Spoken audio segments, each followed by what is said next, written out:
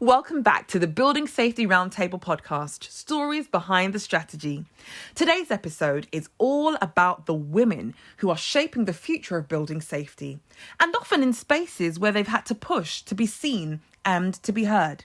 Joining me today are Sarah Duffy, Head of High-Risk Buildings at Oakleaf. She's coming with deep expertise in safety case development and regulatory compliance.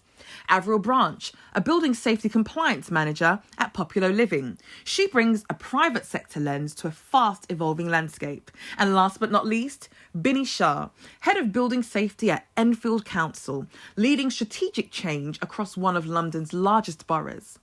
Now, this conversation, it dives into the real stuff. We talk about imposter syndrome, navigating male-dominated environments as a woman, leading under pressure, and finding your voice in systems that weren't necessarily built for you. So, if you've ever felt underestimated, overlooked, or like the only one in the room, this one's for you. I'm Naomi Osei. Let's get into it. So my name is Avril and I'm a building safety compliance manager at Populo Living. I'm Sarah. I'm the head of high-risk buildings. I work for a company called Oakleaf, which will currently be renaming to our parent group of Belloc. Hi, I'm Bini. I'm the head of building safety and fire safety at Enfield Council. Before we dive into the conversation, I just want to go around the room again and to just maybe understand a bit of your journeys into this sector, how you made it here today, what inspired you to get started in this space. So Avril, let's start with you. Talk to me about your journey into building safety. So I'm going to start with my journey in construction. Sure. And that started 10 years ago. So I started off in new homes and then I did a few years in regeneration before I then ended up in building safety. Now, my main reason for wanting to get into housing was like, I just really want to help people. And at the time I thought, well, if I can understand how a building's built, then that's my way of helping them. And then building safety came around and I thought, this is for me. It's like divine alignment. I knew in my heart, I could finally see like my work being impacted in the lives that I was trying to save. Yeah. And here I am. Oh, amazing. Thank you so much for sharing. Sarah, how about you? More years than I care to count. I normally say 21 plus VAT. I'm just not telling you the percentage because my bones start to ache a little bit too much. Always been interested in construction, fire, how things work throughout my career, really. Done various different aspects. And when the tragedy of Grenfell happened, I was working for the Ministry of Justice at the time. And they came out with a building safety manager criteria, which basically ticked the boxes for me. You could go through and go, yeah, can do that, can do that, can do that. And then obviously they took it out of the bill. So my drive for it has always been wanting to do the best, being able to say I take pride in my work and being able to, like Avril said there, help people. And for me to also dispel the myth, because you hear a lot of things that are told to people, and especially when I deal with clients, well, they said this, and I go, no. To help them through that journey, because it's quite a dark place for people to be when they don't understand it. Nobody's meant to know everything, and we're here to guide them, and that's my passion. Well, thank you. Thanks, Sarah. And Bini, how about you? So I started in construction about 15 years ago for my previous employer, and I just happened to be in the right place at the right time, and someone decided to mentor me into the capital program team. So I've worked through that up to building safety to my current employer at Enfield Council. It just so happened, I remember this time, like August last year, my manager rang me and he said, so your initials are BS. I said, where are you going with this? He said, well, it seems apt that you cover building safety for a while until we get someone in because, you know, your initials are BS. I was like, really? That's how you're selling this sector to me? But I tell you what, it was the best move I ever made because once I got into it, I just loved it. I loved analysing every building, the residents in there. And I don't know about anyone else, but I don't sleep properly when there's something wrong in my house. So I can't imagine what it feels like for residents, but at least I can do something about it in my house, whereas we're the people that have to do it for the residents. So I think that's what drives me. Oh, thank you. Wow. Thank you for sharing. It's really interesting, actually, how there seems to be a common thread that joins each of you in your passion and in your motivation for being in this space. And I heard it a lot about helping people, being able to want to make a difference in the lives of people who perhaps in many instances don't have a choice over where they lay their head at night. And so I think that's really, really inspiring. But I guess the question that I have for you all is, has anyone ever come across, or when you made the decision to get into, whether it be construction, whether it's housing, whether it's building safety, did anyone ever think, this is really a man's world. What business do I have being in this space? Has that ever come from maybe your own thoughts? Has it come from other people? What has it been like being a woman in this space? Well, for me, my journey started way back in senior school. My first challenge or block that was put in my way when you chose your options. So you got to choose what options you wanted to do, what you wanted to be. I wanted to start with mechanics because I like to take things apart. I like to understand things. I like to break them down. And I got called into the headmistress offices. The first time ever in my entire life, got called at the headmistress office, and I can remember being in that cold sweat as I walked down the corridor thinking, what have I done? Walked into the room. My mother was also sitting there, and I'm like, oh my God, what is I'm going to die here. My short life is now over. They sat me down and basically said, you're not allowed to have these options. They're all boys' subjects. So that was my first challenge. And what that did for me, and I think it's kind of driven me throughout my career, of I will not allow anybody to tell me what I can't do. I don't care who you are. Yeah. So obviously at the age of 13, you have very little choices of what you can do. So I did the choices that they gave me. And as soon as I left school, I went straight back to college and did the courses I wanted to do to start off. And I've stuck to that ever since. Anybody says I can't do something, I am going to do it. And that's why I have so many letters after my name. Because some people say you will never make it to university. Well, I'm not. Okay. And yeah. It's interesting that you share that, Sarah, because I think I'm similar in that regard. When someone tells me you can't do something or you've got no business doing something, it's like something automatically goes off in my head like, well, watch me. And I don't know if that's always a good thing, to be honest, but that's definitely what the case is for me. When someone tells me, no, it's not possible, you shouldn't be doing this, you should be doing something else. Maybe it's the rebel inside of me, but that's then exactly what I actually want to do. So, Sarah. And when building safety first started, it's always been there, don't get me wrong. We've always had these regulations and rules there. We just repackaged them and started to hold people to account. But when it first came out after Grenfell, I remember in a job, and I sat down and met a principal designer who'd been doing this job for a while. And it was like the meet and greet. You've just started a new job, and the first question that came out of his mouth was, what qualifies you to do this job? My thoughts were, okay, so you want to step over the line straight away? Not a problem. You have an IOS certificate. I have the alphabet after my name. What qualifies you to do this job? And you'll find the room goes silent quite a few times in your career when you're faced with these kind of environments, and the tumbleweed appears, and then everybody just goes, oh, okay then. So yeah, don't put yourself in a position where you can't deliver. It's not everybody knows everything, but when you get that to start off with, it would put some people on the back foot, I would imagine. And I think that's what he's been able to do, this individual, for a long time. So you've just got to be a little bit stronger to push back. What qualifies you? Sarah, you're taking us down a path that I want to go to in a little while, around, the type of mitigations we have to put in place when we're faced with those sorts of challenges. But I'd love to hear from Bini. I'd love to hear from Avril. Have you ever faced anything like that where you have been questioned as to your right to take up space in this room or in this sector just because of the fact that you are a woman? Has that ever happened to you? I'll let Bini go first and then I'll go after. Okay. I'll be honest, I've been quite fortunate. So I was mentored by my old manager, who was a man, who saw something in me and brought me over to the construction side, planned maintenance side.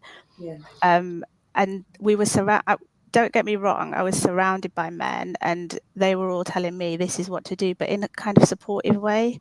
Okay. And it's come through at Enfield as well. Like, my manager is a man too. So if I ever feel, oh my God, what am I doing here? I can't do this. He'll always sit and talk to me and go through things. And he'll be like, look, think about where you were a year ago to where you are now. Think about your wins, is what he'll always say. He'll be like, you've achieved so much from the first day I met you to now. So just think about that. You should be where you are. Yeah. Now, don't get me wrong. I've had a couple of comments from some men in my time where I've just been like, are you serious? Like, just get with the times already. But in terms of imposter syndrome and support, I've got my network. My current network is full of females and males, and throughout my journey, it's been predominantly males that have been supporting me, actually. Oh, wow. So yeah, I've been quite lucky in that sense. Oh, I'm so happy for you. That's really encouraging to hear, because I think sometimes when we approach these conversations, the assumption can be that it's all negative and it's all bad. And I think it's really refreshing to hear actually there's a different side to it. There are men that exist in this world that will champion people like us who are trying to, forge a career in this space. So that's really, really encouraging to hear. Thank you so much, Bini, for sharing. Avril, you said you would go next. Yeah, so I came into the space as an administrator, and because I'm like really good at like organizing things, pulling things together, pulling people together, I think that a lot of the people in my early stage of my career just believed that that was just going to be me. That I was probably just going to end up as like an EA because she's really good at this. So why would she need to do anything else? And like kind of what you said, Naomi and Sarah, where it's just like I wanted to challenge that belief of like, no, I can do more than administration. I am actually very intelligent. And so I went back to uni and did construction management and got a distinction. And I remember my director at the time was just like, oh, it's kind of like shocked, like, oh, I didn't know you had it in you. It's like, what did you think? I'm just a pretty face. And I found that a lot because I would like go to site meetings and I would be the only woman, I'd be the youngest, and I'd be the only woman of color. So then I found that a bit of a challenge as well, because it was like they're expecting me to come in and write like meeting minute notes, and I'm there and I'm actually inputting and helping to make decisions.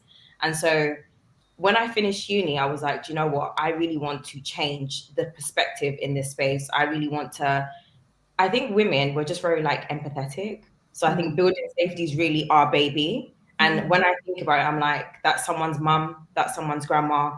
And most of the decisions I make, I think, what if my mum was in there? Or what if my family member was in there? How would I approach it?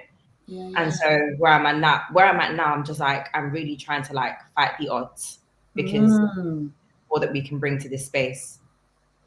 Oh, I absolutely love that. Thank you so much for sharing. And it's made me think of a number of things. And so in my mind, there's so many different conversations or so many paths that we could go down. But one of the things that I want to talk about is, and want to make clear that this is by no means a session for us to bash men. Because, as Bini has pointed out, there are some incredible men in this space who have opened doors, same for me as well, who have opened doors, who have supported, who have been always at the other end of the line if I need a question answered or I need a bit of encouragement. But what I've found, and again, I'll speak for myself first. For many, many years, probably since I was a child, I think I've had some struggles with self-belief and the understanding or the accepting that, yes, I am enough and I can do it. So for me, Sarah, I've got loads of letters after my name. I don't put them all out because people would just think, this doesn't even make any sense. So like, for example, I'm a qualified mortgage advisor. I've got my CMAP qualification. I've got a life coaching certification. I've got, I've got my undergraduate. I've got my MBA. I've got all these random letters after my name. And it is not because, I think I'm so clever and I think I'm so important, but rather that was my attempt at getting validation. So you might look at me and, who does Naomi think she is? Why does she think she can do this? Okay, well, I'm just going to go and do a quick course and then that will certify me to be able to say that, yes, I can do it. And that will maybe fill a void in my own self. And the reason I guess I'm bringing this to the fore now is because I wonder what stories we tell ourselves about ourselves in this space. There are, of course, some external challenges and forces that we're faced with, but sometimes I think at least for me, if I'm honest, some of it is coming from my own head. Some of it is the thoughts and the feelings and the questions that I have about myself. I wondered if any of you could relate to that, and if you've had any experience with that sort of self-doubt or that wanting to prove I'm good enough, I can do it. Has anyone ever experienced anything like that? I think for me, because there was this assumption that I would be in a meeting and I was there to make meeting minute notes, I never used to talk.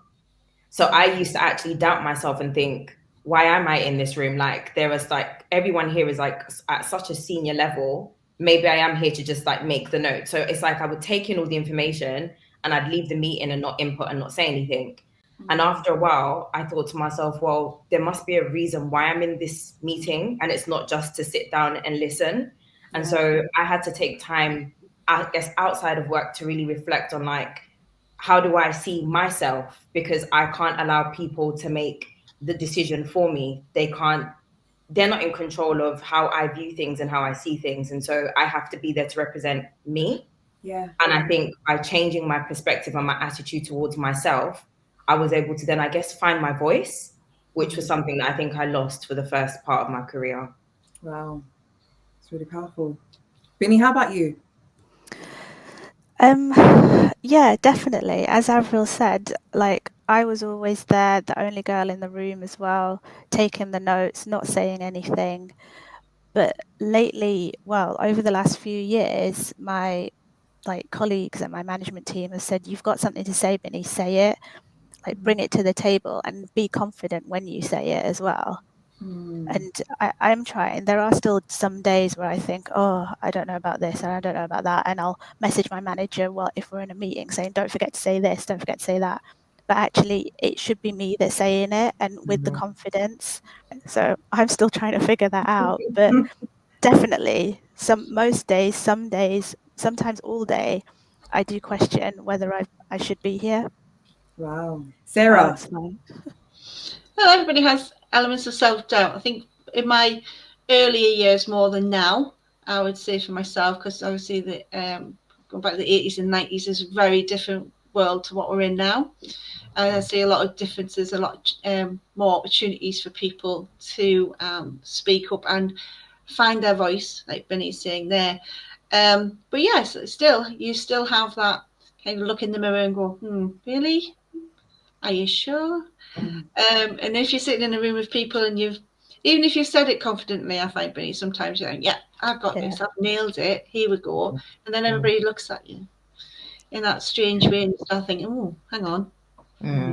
Did I say that correctly? And then, you've got to have a little word with yourself. I find that I've got kind of a left brain, right brain conversation going on constantly. Yeah. One brain's going, oh, run and hide. And the other brain's going, oh, you're right. Just tell them that you're right. You come across, the worst, well, not the worst, but one of the most amusing examples of that, I suppose, was in the Ministry of Justice. We were doing a project meeting, and I was one of the project leads. And they were going through about the fire alarm systems we were putting in and things. And I'd asked a question, and the facilities manager just tapped me on the shoulder and says, well, I'll explain how that's going to work. And I thought, have I asked the wrong thing? And then I saw everybody kind of slowly slow down into their chairs a little bit, as if to say, oh, here we go. And then I realised, well, actually, no, I have asked the right question here. And then, funny enough, the electrician engineer that was there was also female. We were the only ones in the room. It was quite funny. And she was in a position where she didn't want to speak up either. But as soon as I'd said that and asked that question, and then they'd done the tap the shoulder kind of thing, she'd went, actually, no, she's right. Because the calculations shows this, and we went through the whole project then. So it was, but you always get that element of kind of every now and then, really. But then, like I say, left brain, right brain conversation. You know your stuff, You've got validation, like Naomi said there. The validation for me is more about giving comfort to others of my competency. So when I'm saying to you, give me a hand, I'll help you through this journey, we'll take the pain away for you, that it gives them a bit of comfort. And it's like Avril said, it's like your baby, you want to look after them. And yes, I know how to make a bottle, I know how to change a nappy kind of thing. I know how to do these things for you to make your life easier and more comfortable. So that's kind of me. But yeah, you do always go, ooh, was that right? And then, yeah. So I really want to just pick up on something Sarah said. She says she has like a left brain, right brain type of conversation going. I want to know what type of strategies, if any, that you all kind of employ to get over those thoughts and those doubts, and to help navigate those times when you're just feeling like, oh, I don't know if I really got this, or do I really have this? What do you do? What do you do to have a word with yourself and to remind yourself, actually, Avril, you are that girl, and Bini, yes, I am. You know, how do you do that? Talk to me about that. So for me, I pray. I ask the Lord to guide me and to help me, because I don't know what I'm doing without Jesus. And the second thing is, I've learned that education is actually a very powerful thing. So where like a lot of the time when you're not confident about something, it's probably because you don't know enough about it. So what I find is like I find myself like reading regulations or reading documents that in my own time, just so that when I walk into these rooms, I'm not only walking in there with like the confidence and the knowledge, but I'm also like, no, but I'm sure this was on the government website, or I know I've seen this somewhere, and I'm confident that this is fact. So then that way, if there's ever any pushback in my mind, I'm like, well, no, you're incorrect. And so, yeah, I think there's just a different level of confidence when you actually know what you're talking about. Yeah, it's a really great point. And I can certainly relate to that as well, Avril. I remember when I was first even coming into building safety, I was terrified of being the weakest link in the room.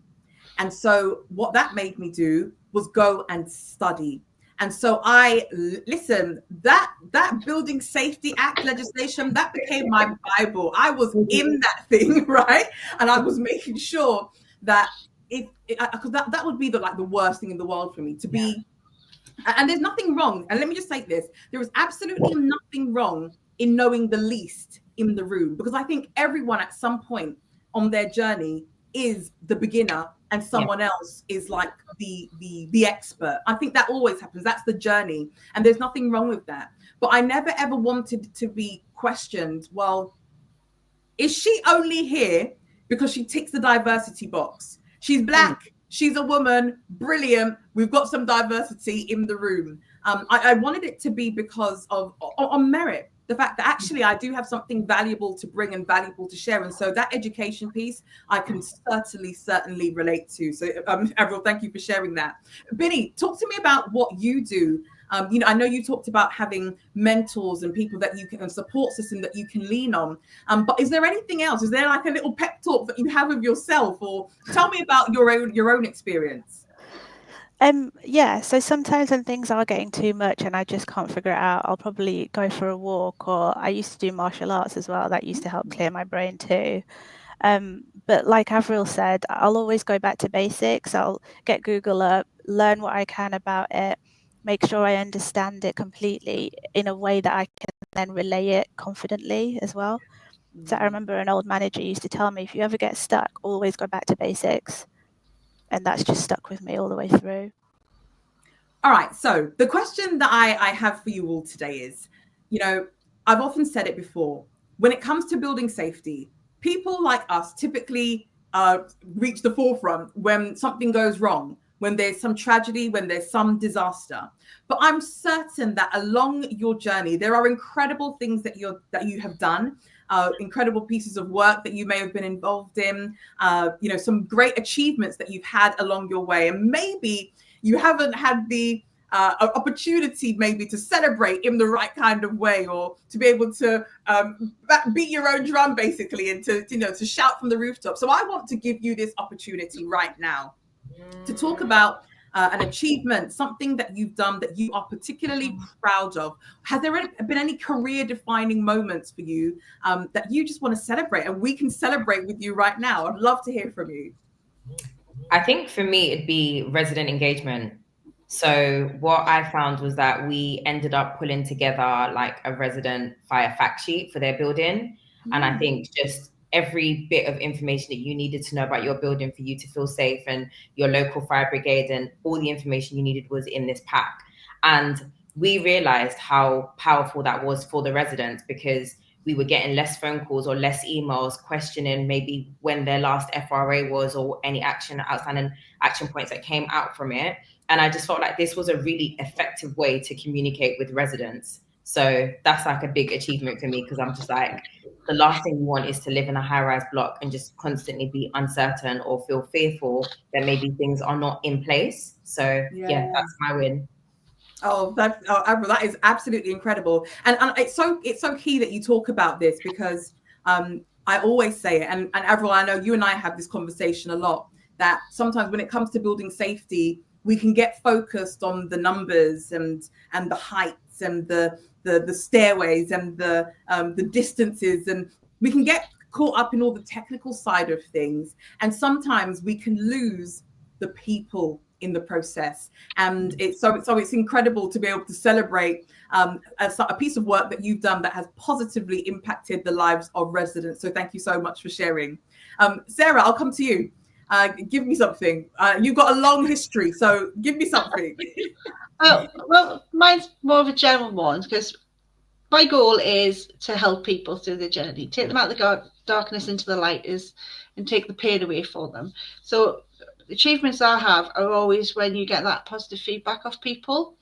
It might not be that they wrote to you and said, oh, they've done a fantastic job, or this, that, and the other, but when you see them at the beginning of the journey, and they're fearful, and building safety has scared a lot of people. There's a lot of legislation, there's a lot of changes being gone, there's a lot of unknowns still, and people trying to figure it out. So there was a lot of fear, and there still is quite a bit of that for people. And then to see them at the end of the journey, what you've taken them on, for them to be almost in a place of peace, if you like, of I know we've got this right now. We're because I don't have that direct contact like Avril's got with residents, but obviously I can influence what's going on, and they have got that. So it is about, we've got people's lives in our hands. We are responsible for people's souls. And if you can sleep at night, knowing that you've not done the very best you could to help and make those people safe, then you're a better person than I am, because that's what keeps me awake. Like Bini said earlier, if I have a client and they are thinking, we haven't got anything in place and these people are in complete danger, it's breaking it down and helping them through there, so they feel safe, and in turn their residents will feel safe. So that's the achievements for me. That's where I take my joy of being able to go. I love that. We've done a good job. Thanks. Bini, how about you? Mine's the same, actually. I don't think there's any one thing, but throughout my journey in like previous councils and this council, it's always been about the residents, like delivering different things. So for example, play areas for the kids to play, because they've currently just got a grey hard standing ball court. It's no fun for them. So we've delivered things like that. In terms of here, it's all about building safety, listening to the residents, making them trust us again. Like they'll say one thing one day and then the next week we'll be on site and they'll be shocked.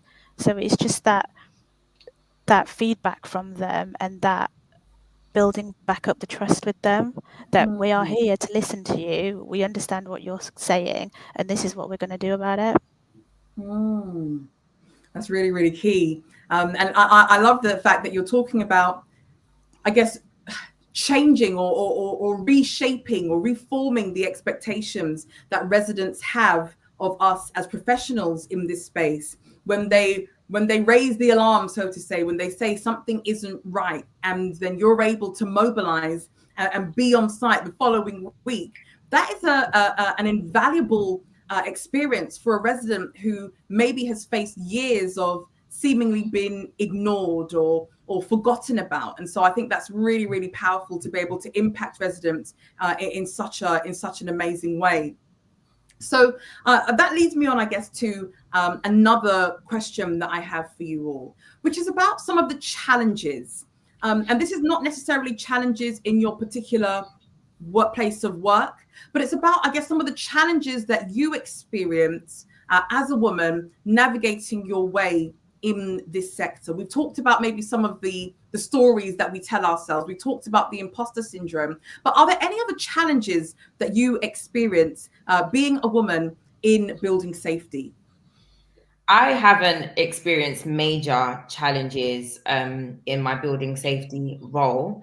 I think mainly, I guess sometimes the decisions at the top, sometimes there's a lot of red tape in terms of like financial restraints or things that can impact making different decisions for residents.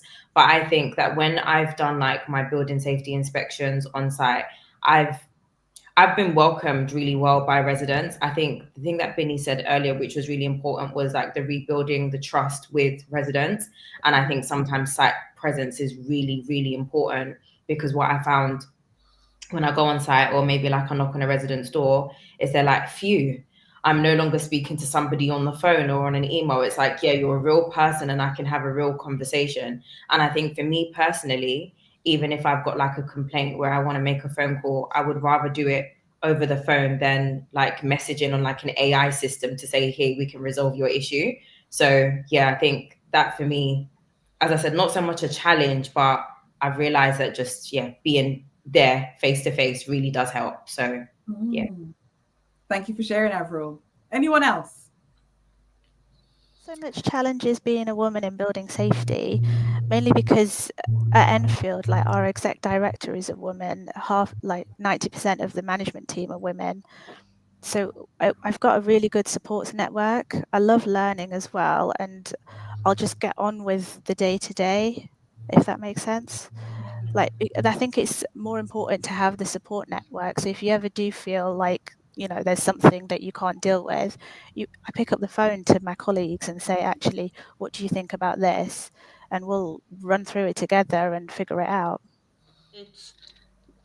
It's a different world to what it was when I first started doing this industry. Where I work now, and I can go back 2 years and give you a completely different scenario for this.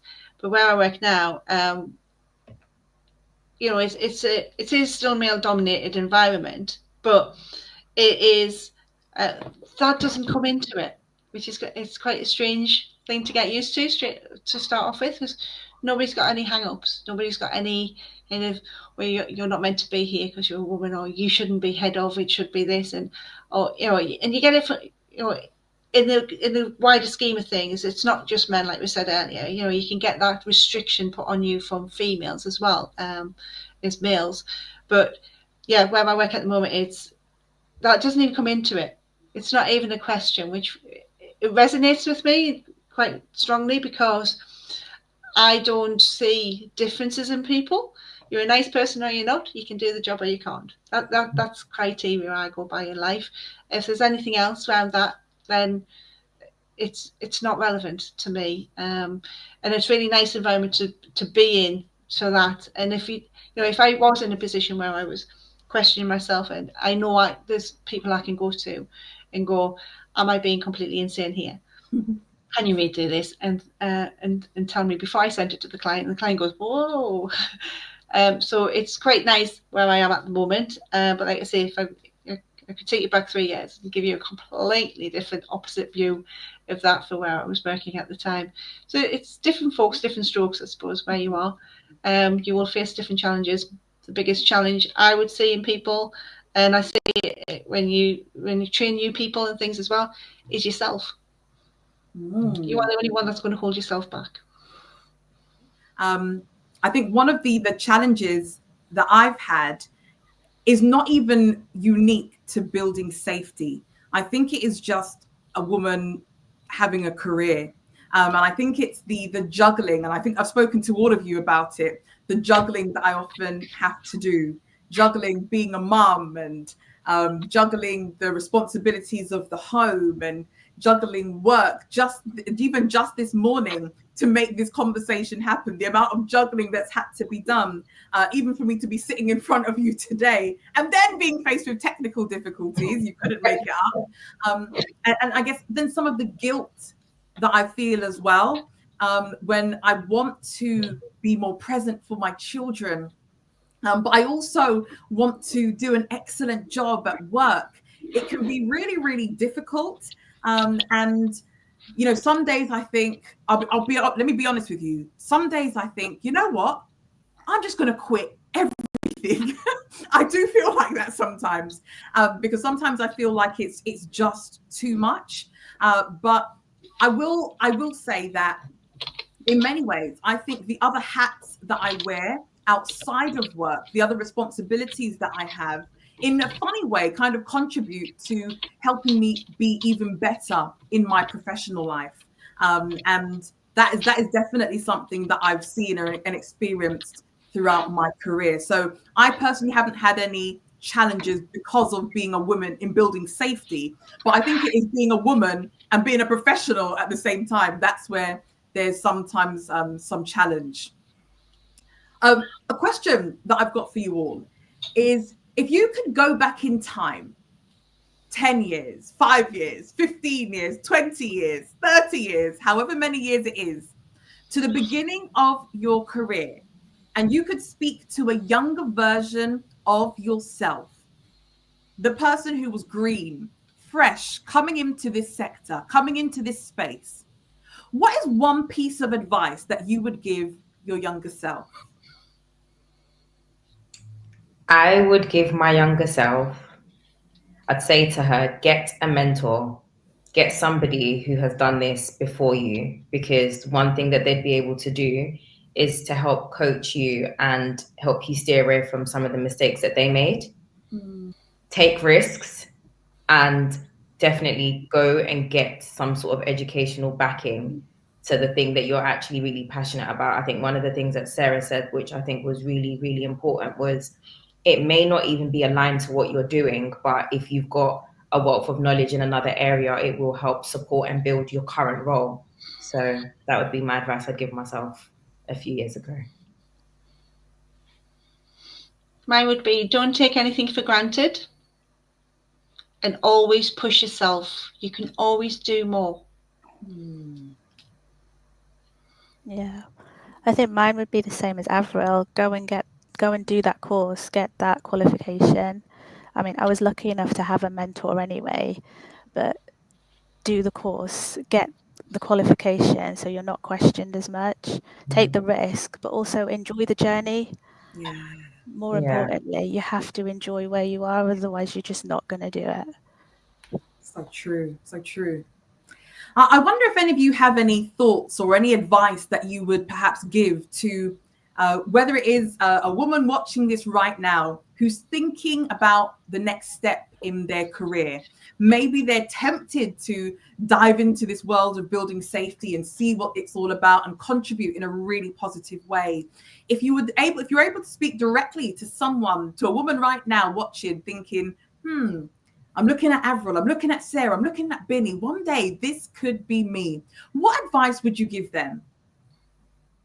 So only do it if you enjoy it. It's that old saying, isn't it? If you enjoy your job, you'll never do a day's work in your life. This job, this industry is hard. Not because you're female, not because you're male, not because anything else. It's hard because it's very technical. Depending on which level you're at, and you are there, like we've said before, you're kind of the holder of people's souls. You are here to make people safe. And if you do not enjoy your job, you will not give it your all. You will not give it your best. And also, it requires commitment. It requires a little bit of sacrifice if you want to move forward with it, as does any job if you want to exceed in it. And you just need to be aware, because it's constant learning. It's not, you can do a course and then you're done, tick the box. It is constant, and you have to put that in there. And that's why I try and when I train people and try and support them with that, is really make them aware of how much of a commitment that is going to be. Sorry, this is Pickle.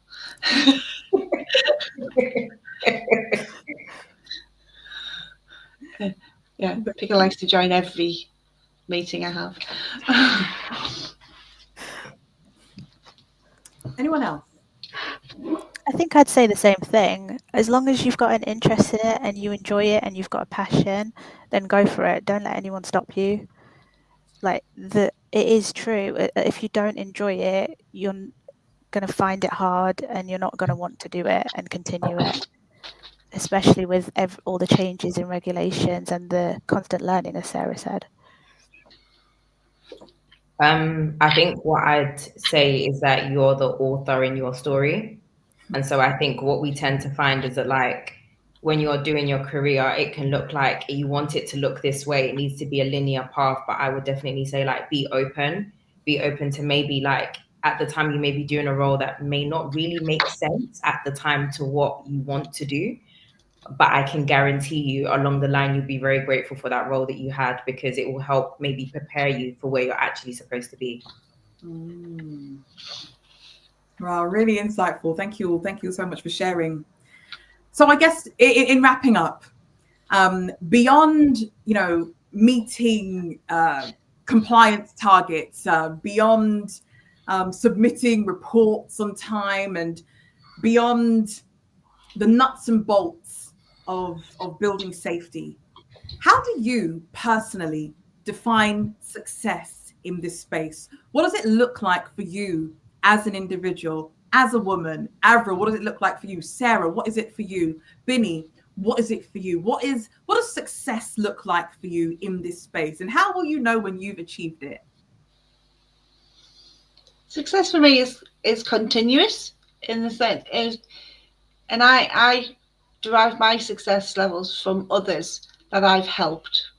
It's not my personal success. I have my own journey to do, but I take joy, and it said before, in helping others, from client perspective through the journey of building safety or whatever else someone was doing, but also staff and people I work with, helping them grow and learn and develop in their roles in whichever environment they want to choose to be in there. And I teach outside of work as well, so it's really, that's my success level, having somebody go, I can do this, and seeing them grow and kind of sending it out into the world and seeing that grow. I love that. Thank you. My success is two things. I think one of them would be to be a better version to myself than I was yesterday. And I think my second one would be building really powerful relationships. So that's internal and external stakeholders. I feel like if I can continue to build and grow and nurture those relationships, then that makes me feel like I'm doing something right. And that's outside of the metric of reports and tick box exercises. But yeah, knowing that, like, I've made a difference to your day and you've done the same. Like, I think sometimes people forget the words that you say to them, but people never forget how you make them feel. So true.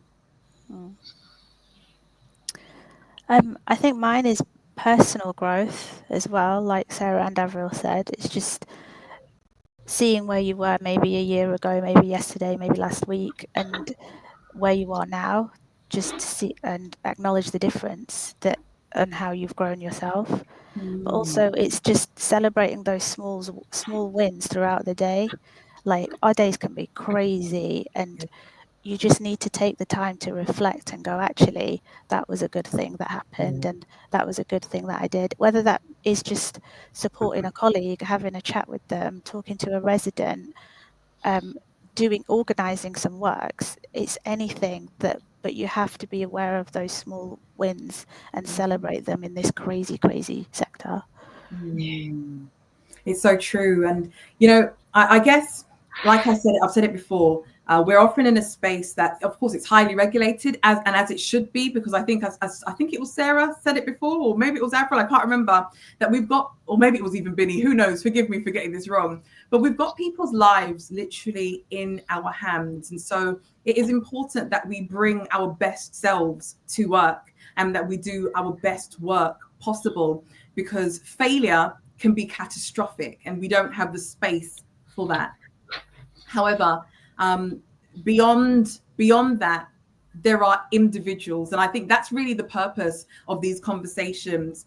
We can see Yes, we can see Avril, the building safety compliance manager. We can see Sarah as the head of high-risk buildings, or Bini as the head of building safety. But there's real people behind those titles, and real people who've got real struggles, real challenges, real wins. And I just want to take a moment, first of all, to thank each and every one of you, not just for being on this podcast with me today, but for the excellent work that you do in making a difference in the lives of the residents that you ultimately serve. And to take a moment to celebrate each of you as individuals as well. Because the reality is, in this world, you could have chosen to do absolutely anything with your life. But for some crazy reason, you've decided to dedicate your time to doing exactly what you're doing right now. And there is a resident somewhere who probably will never even know your name, who is safer because of the work that you are doing today. And for that, I just have to applaud you. I don't know if I'm going to do a literal round of applause. It might mess up the internet again for me. But thank you for the incredible work that you do. Thank you for making the decision to come into this space and for doing such an outstanding job. And it is truly my hope that more people like you will come into this space with the right motivations, for the right reasons, to be able to help make the lives of millions safer. So thank you so much for your time. Thank you for everything that you are doing. And I wish you every success along your journey. And I'm looking at the time. We've been talking for almost an hour. I think we'll leave it there for today. We might come back for a part 2. It might be to be continued. But yeah, thank you all so much. Really, really enjoyed the conversation. Thank you for sharing. You're welcome. You're welcome. Thank you for creating the space. Yeah. Censored version. Came out the uncensored version when you stop recording.